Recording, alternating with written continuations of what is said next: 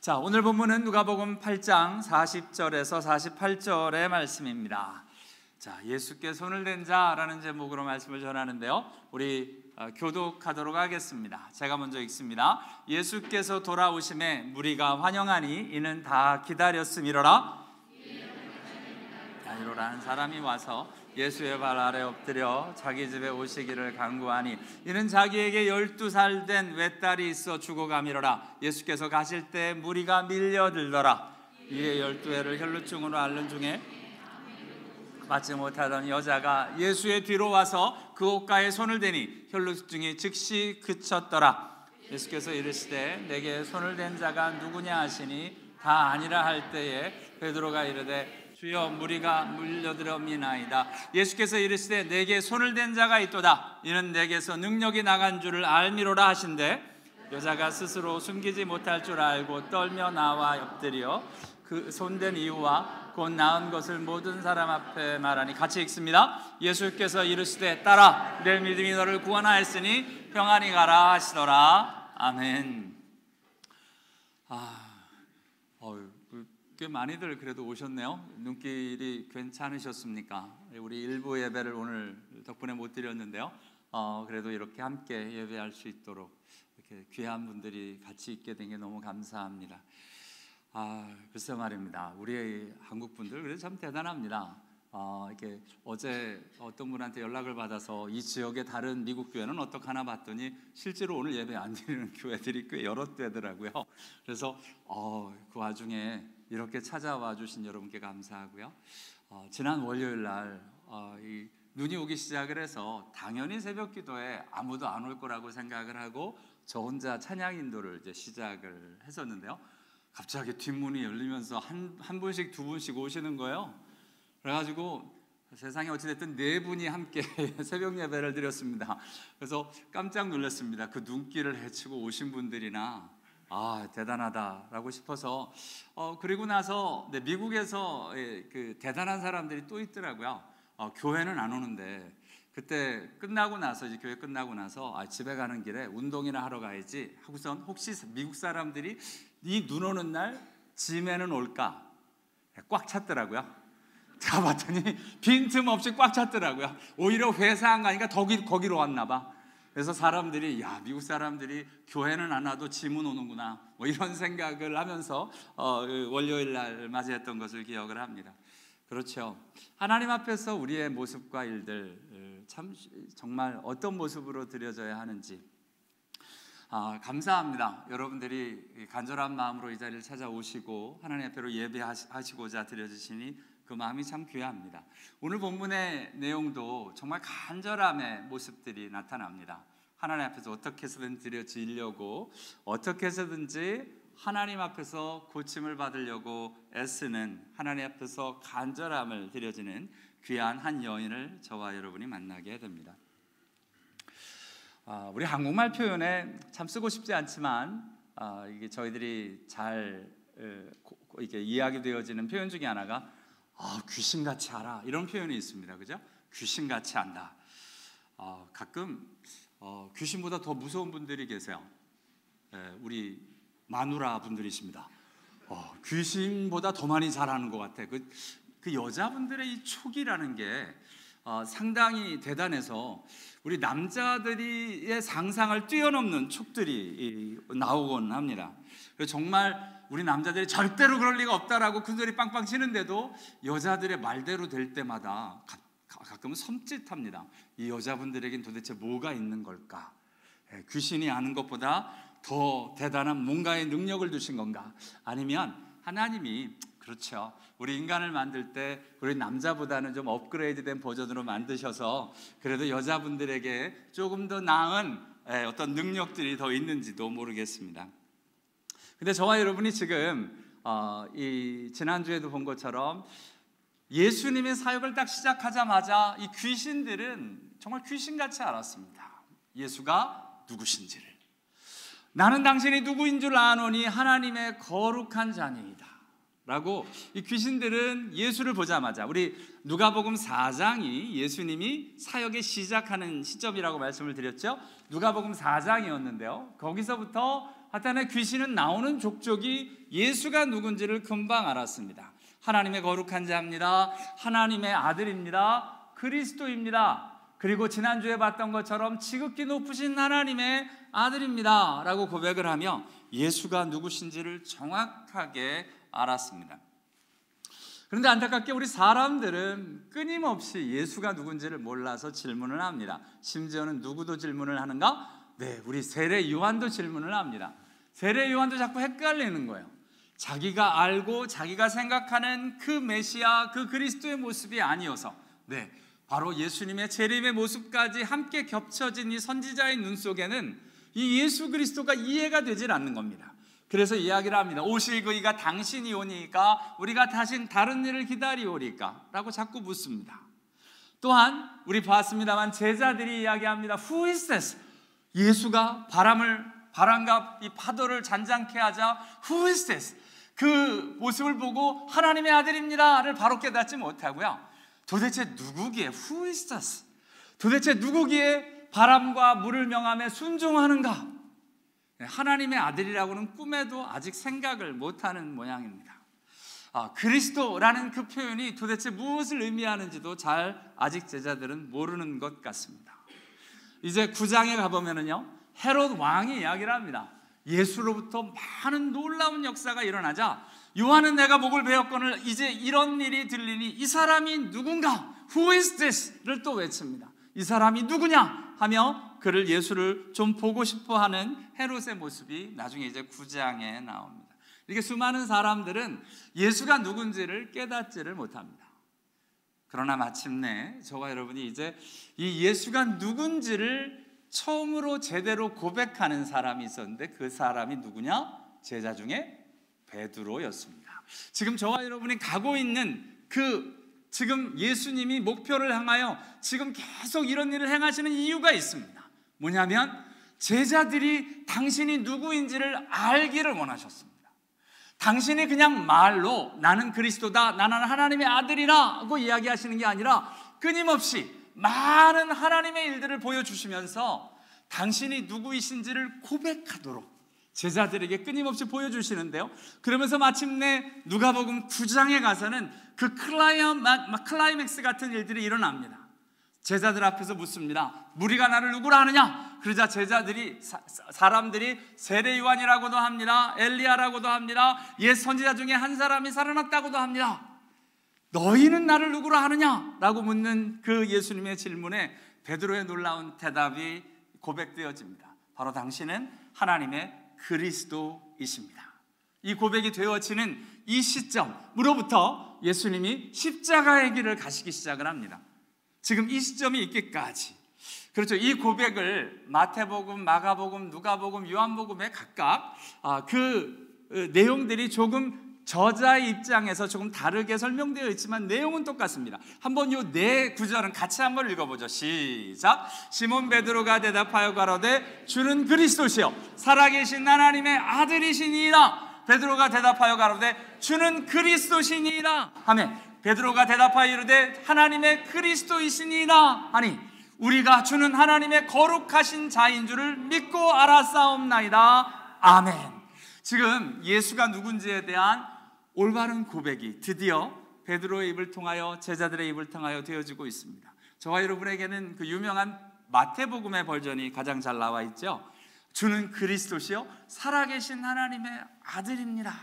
이 고백이 나올 때까지 맞습니다. 저와 여러분의 인생에 예수가 누구신지 저와 여러분이 들어서 아는 거 말고요, 진짜 나의 고백이 예수가 누구인지 진정 주님 앞에서 바른 고백이 주님 앞에서 드려지는 은혜가 저와 여러분에게 있게 되기를 원합니다.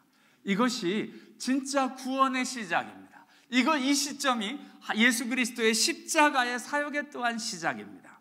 이 고백이 있기 위하여, 이 고백을 듣기 위하여 예수님이 사역을 하시면서 끊임없이 제자들에게 당신을 계시하시고 알려주십니다.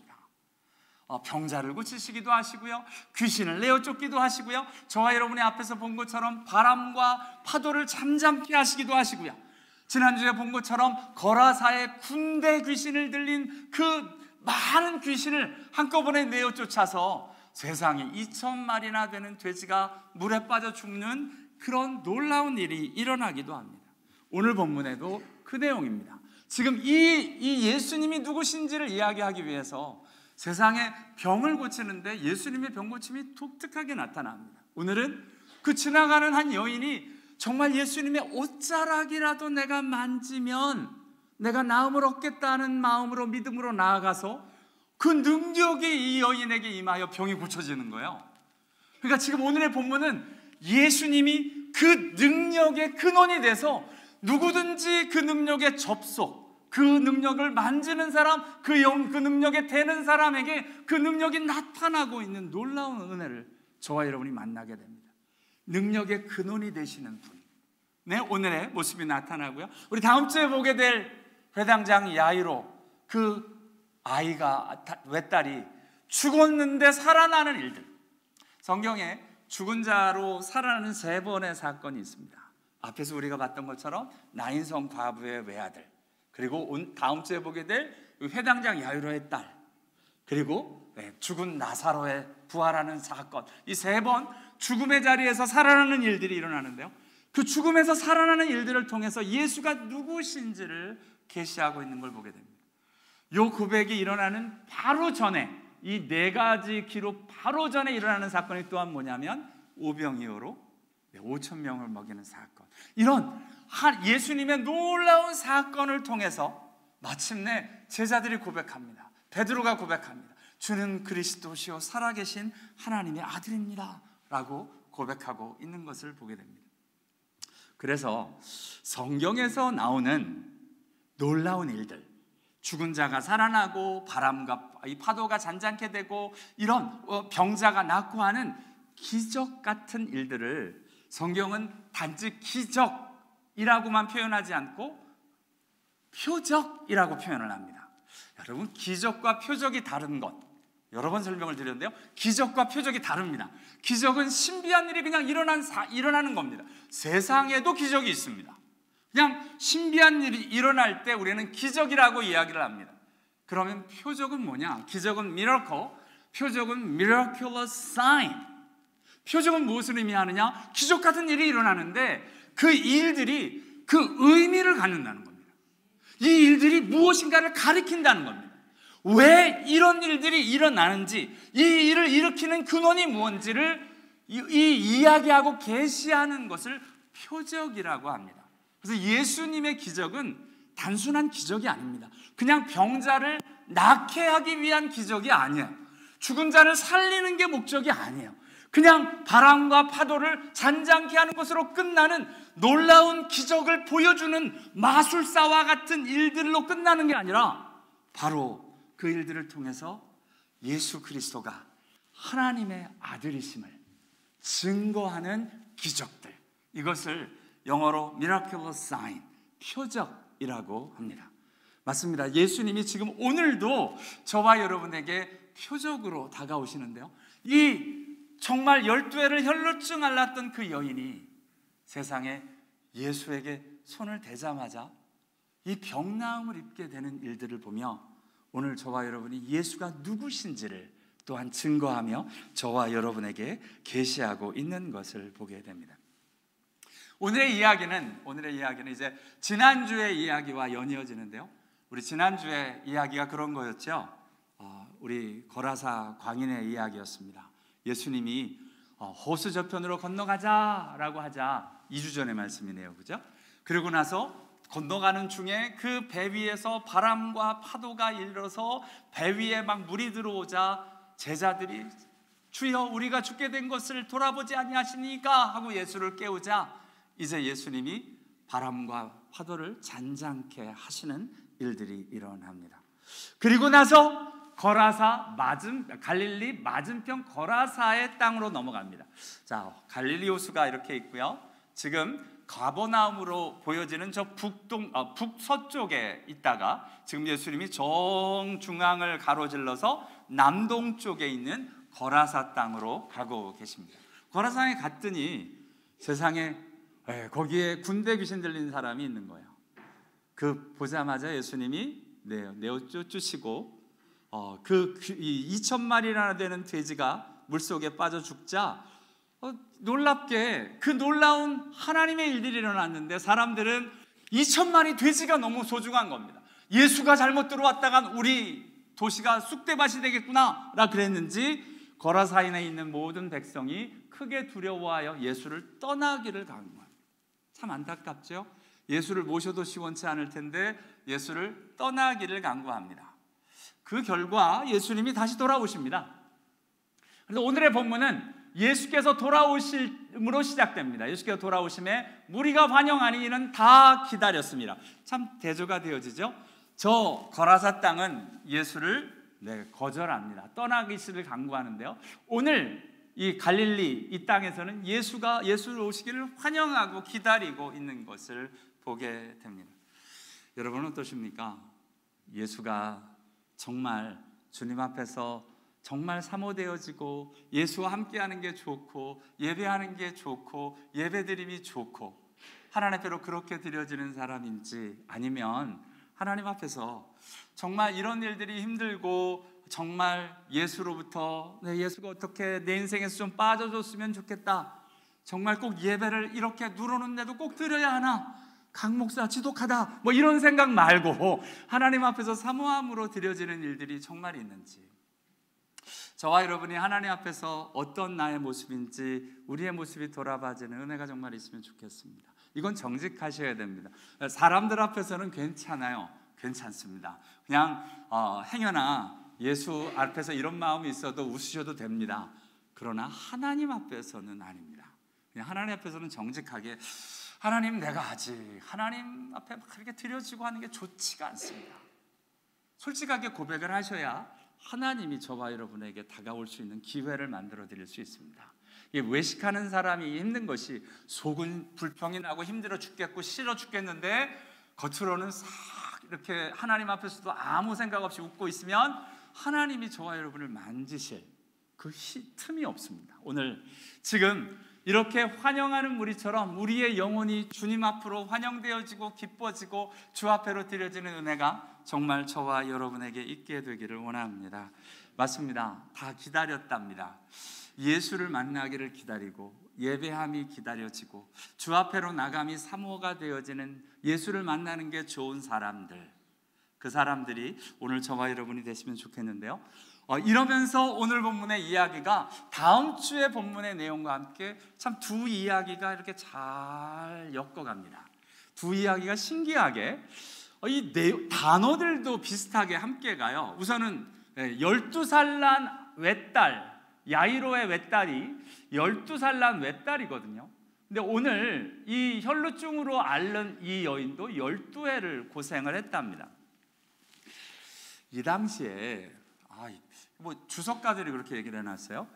12살이면 결혼을 이야기하는 혼인의 이야기가 되는 때였답니다. 12살 애를 결혼을 시켰나?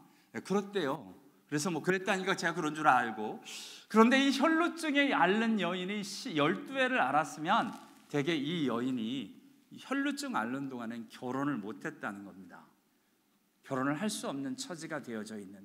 그래서 이 이야기들이 교묘하게 같이 엮어지는 이야기랍니다. 상황은 다른데 그 안에 있는 이 일들이 참 안타까운 모습으로 같이 가고 있는 모습들을 보게 되는데요. 그리고 또한 이야기를 합니다. 이분이 외딸이었는데요, 이 12살이. 그리고 오늘 공교롭게 예수님이 이 여인을 향해서 딸아라고 고백을 하므로 뭔가가 같이 연결이 되어지고 있습니다. 또한 이 야이로가 예수의 발 아래 엎드리는데요, 이 여자도 나중에 나와 예수 앞에 엎드립니다. 그리고 오늘의 본문의 주인공인 이 12회를 혈루증을 앓는 이 여인이 그 옷가에 손을 대는데요, 또한 이 예수께서 아이의 손을 잡고 일으키십니다. 이렇게 하면서 오늘 본문의 이 구성이 실제로 똑같은 원어를 사용해서 앞뒤로 이야기가 펼쳐가는 모습으로 이렇게 나타나고 있습니다. 이해를 정확히 못합니다. 그러나 뭔가가 이 역사의 흐름을, 이 두 여인의 이 일들을 같이 엮어가고 있는 모습들을 보게 됩니다. 근데 오늘 저와 여러분이 보고 싶은 건 그 중에 그 옷가에 손을 댄 이 모습입니다. 옷가에 손을 대는 모습들.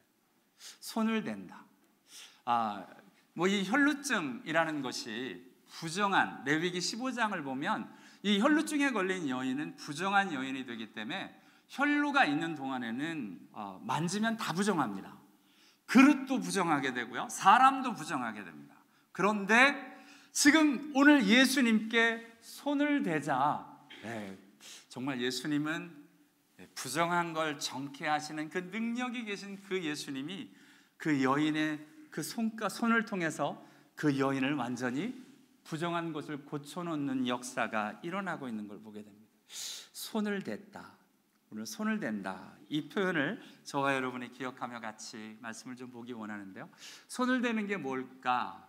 여러분 앞에서 예수의 몸에 손을 댔던 여인이 또 한 명 있었습니다.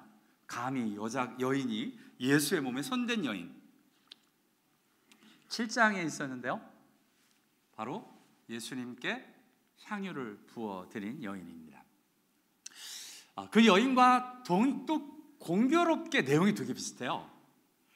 예수의 뒤에 이 누가복음 7장에 그 여인이 향유를 부을 때 예수의 뒤로 나가서 향유를 붓고 자기 머리털로 예수를, 그러자 이 시몬이라고 하는 바리새인이 자기를 만진 자가 누군 줄 알았더라면 뭐라고 이야기하면서 예수를 만지는 일에 대해서 굉장히 예민하게 반응을 합니다.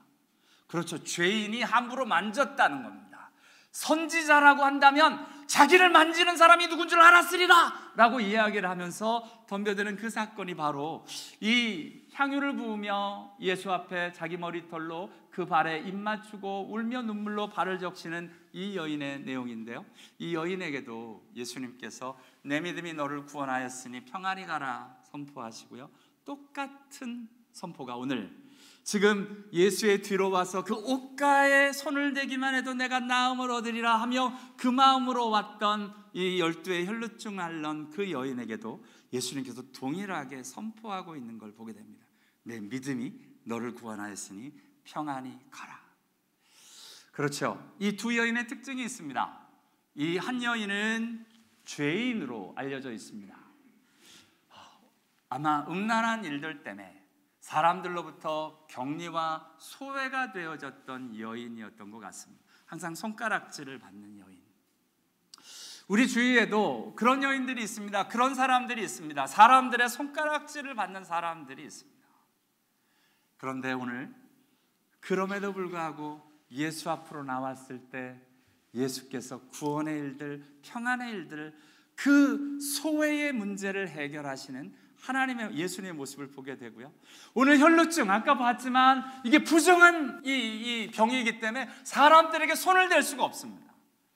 그런데 예수의 옷가에 손을 댐으로 지금 그 혈루증이 고쳐지고 그로 말미암아 이 여인에게 있던 이 부정함이 깨끗하여지고 평안의 일들이 함께 선포되어지고 있습니다. 이 두 여인 모두가 정말 사람들에게 가까이 할 수 없는 여인들이었습니다. 저와 여러분에게는 어떻습니까? 저와 여러분에게는 혹시 사람들에게 나눌 수 없는 죄와 어둠의 일들은 혹시 없으십니까? 하나님 앞에서 내 아내가 알면, 내 남편이 알면 어떨까 싶을 만큼 부끄러운 죄와 허물은 없으십니까? 사람들이 알면 과연 내가 이 사회에서 생활할 수 있을까? 만약 우리의 죄가 다 까발려진다면 저와 여러분이 이렇게 웃으면서 저와 여러분이 볼 수 있을까요? 맞습니다.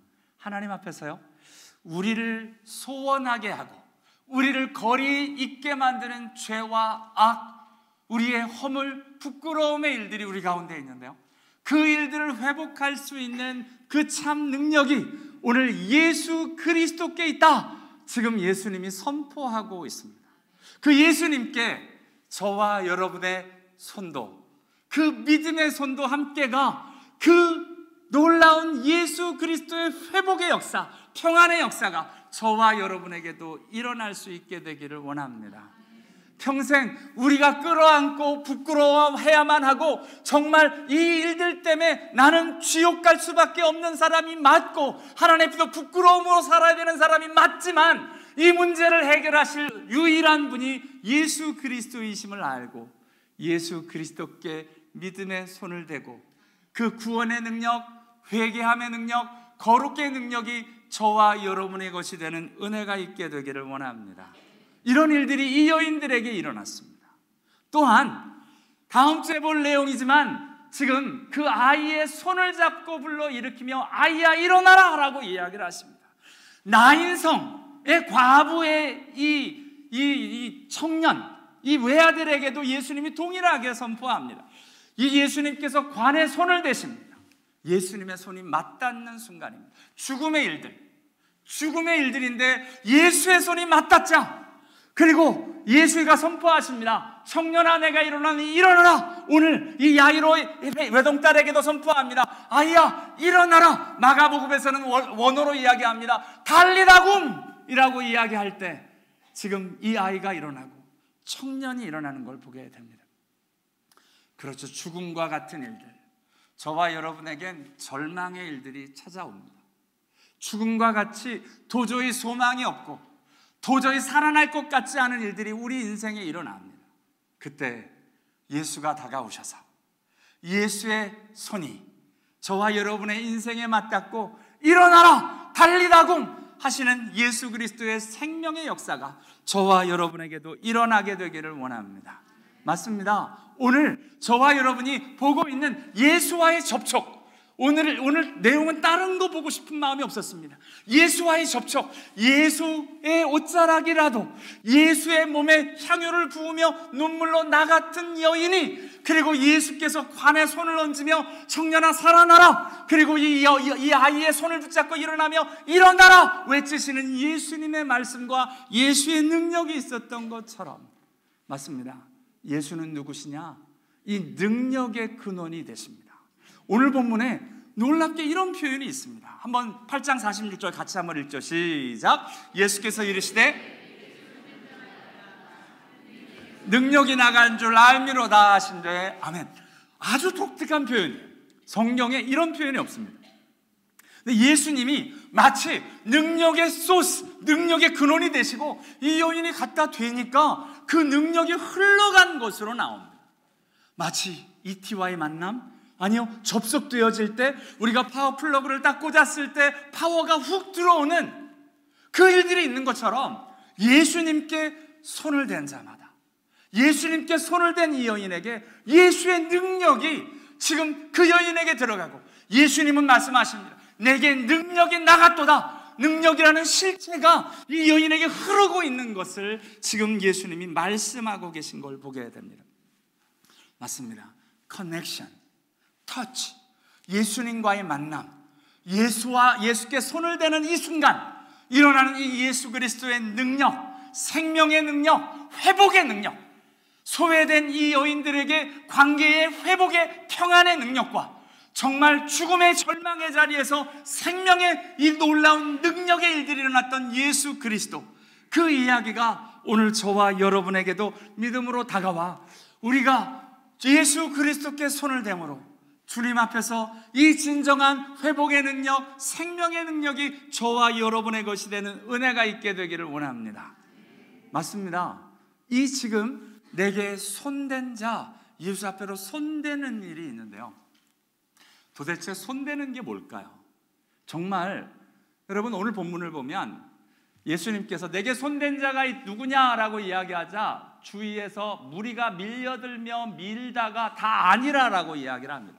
이게 무슨 말이냐? 그렇죠. 사람들이 막 한국의 지하철 타듯이 막 밀려서 막 이렇게 가서 이렇게 했는데 거기서 어떻게 손을 안 댈 수 있겠어요? 근데 예수님이 갑자기 누가 나에게 손을 댔냐 그러니까 사람들이 옆에 있던 사람, 난 아닌데 라고 다 아니라고 그러는 겁니다. 왜요?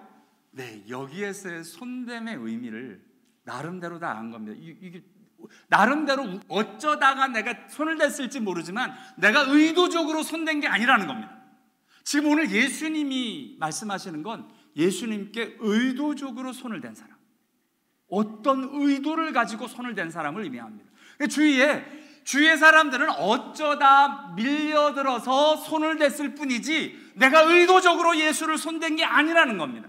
나는 예수를 안 만졌습니다. 됐죠. 왜 안 됐겠어요? 옆에 있는데 손이 닿았죠. 그런데 내가 의도적으로 손댄 게 아닙니다. 다 아니라라고 이야기를 합니다. 그때 예수님께서 이야기를 합니다. 내게 손댄 자가 있다. 손댄 자. 맞습니다. 예수께 손대는 자.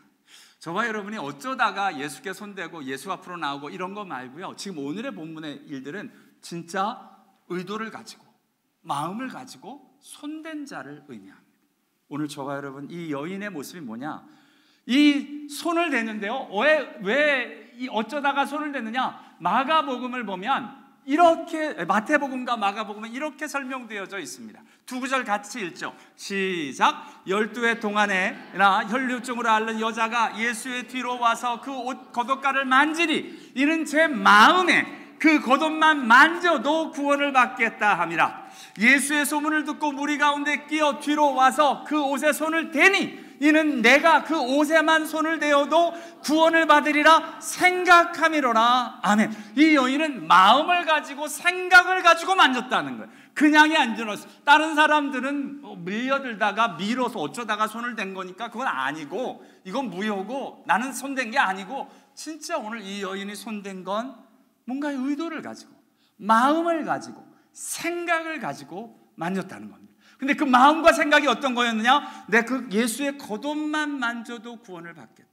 내가 그 옷에만 손을 대어도 구원을 받으리라 라는 마음과 생각을 가지고 예수의 옷을 만졌다는 겁니다. 그런데 오늘 예수님이 이 여인의 이 모습을 가지고 뭐라고 이야기하시느냐? 이것이 너의 믿음이다 라고 이야기를 합니다. 그렇죠. 그래서 저와 여러분도 예수께 손을 댈 수 있습니다. 뭐냐? 믿음으로 손을 대는 겁니다. 육체적이고 뭔가 일들이 일어나는 게 아닙니다. 실제로, 그렇죠, 이렇게 예배 드리는 거 귀한 일입니다. 몸이 오는 거 귀한 일입니다. 그런데 그곳에 마음과 생각이 어떻게 주께로 되는가? 내가 오늘 예수를 만나고 싶습니다. 내가 예수 앞으로 나가고 싶습니다. 예수의 일들이 일어나야 되겠습니다 라는 그 마음과 생각을 가지고 예수에게 나오는 그때, 오늘 그 마음으로 예수를 만졌던 그 여인에게 예수님이 이야기하십니다. 내 믿음이 너를 구원하였으니 평안히 가라 하시는 회복의 역사가 있었던 것처럼, 맞습니다. 오늘 저와 여러분이 이 예배를 드리며 정말 내가 예수 만나야 돼, 예수께서 내 마음을 만져주셔야 돼, 내가 예수께 나아가 예수를 만져야 돼 라고 하는 믿음의 일들로 나아가 진정 참 평안, 참 회복의 생명의 능력이 저와 여러분에게 것이 되는 은혜가 있게 되기를 원합니다. 저와 여러분이 살 수 있는 길, 맞습니다. 구원의 일들은 오늘도 예수님이 이야기하십니다. 내 믿음이 너를 구원하였다. 예수님이 이야기하십니다. 그 소외된 그 딸에게, 그 격리되었던 그 딸에게 딸아라고 이야기하시면서 다가가십니다. 이 세상을 살며 저와 여러분 외롭고 지친 게 맞습니다. 남편이 있고 아내가 있어도 내 마음을 다 알아주지 못합니다. 우리 부모님, 내 자녀 아무리 좋아도 나를 다 알지 못합니다. 그런데요, 오늘 그 외롭고 소외가 되는 그 여인에게 따라 하시며 하나님이, 예수 그리스도가 따라 부르시며 주님 그 여인에게 다가가고 계십니다. 저와 여러분 예수를 믿으며 하나님의 자녀다, 하나님의 아들아, 하나님의 딸아 하시며 저와 여러분에게 다가오셔서 진정 평안히 가라 하시는 하나님의 평안이 선포되어지는 진정한 하나님의 자녀로 예수를 만나는 은혜가 저와 여러분에게 있게 되기를 원합니다. 하나님을 향한 간절한 소망, 내가 예수를 만나기 원합니다. 내가 예수를 만지기 원합니다. 예수의 손이 내 심령을 만져 주옵소서. 하나님 앞으로 그렇게 믿음으로 나아가 주님을 만나는 하나님의 자녀들 다 되실 수 있게 되기를 원합니다. 기도하겠습니다.